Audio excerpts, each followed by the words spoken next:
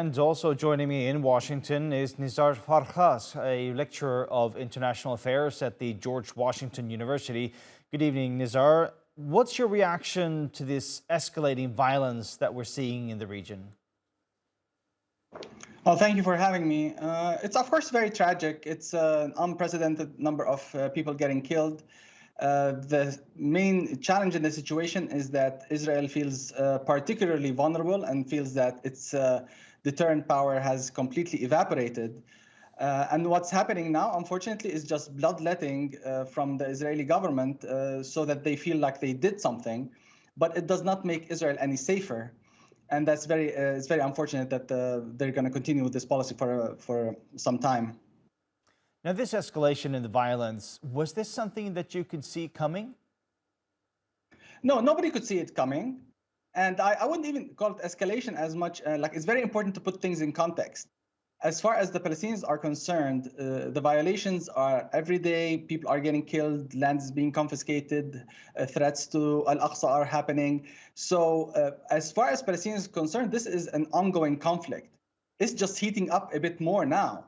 The main surprise was the extent to which Hamas was effective in surprising the Israelis. This is something that nobody expected.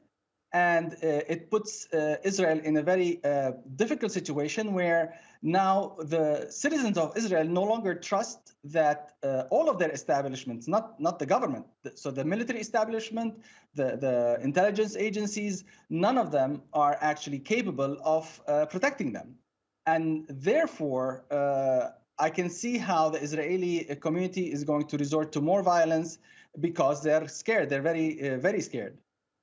Nizar, you've worked as an advisor for senior Palestinian leaders in their negotiations with Israel before. What would your advice be right now to this Palestinian leadership? My advice would be to redraw the strategic map.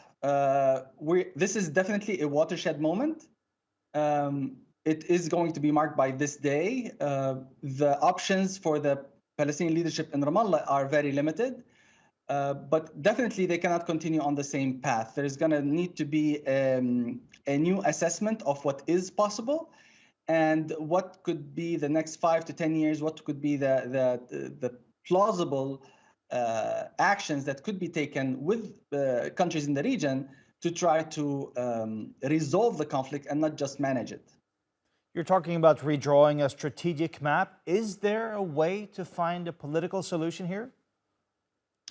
There is.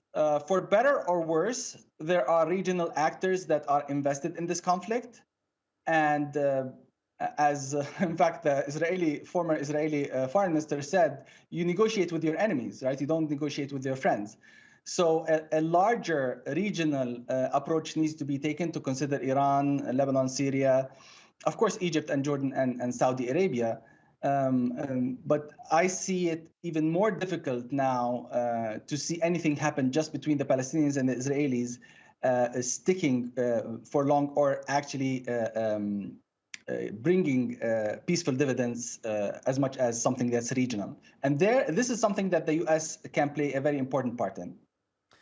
Nizar Farsakh, a senior lecturer of international affairs at the George Washington University. Thank you so much for joining us here on TRT World.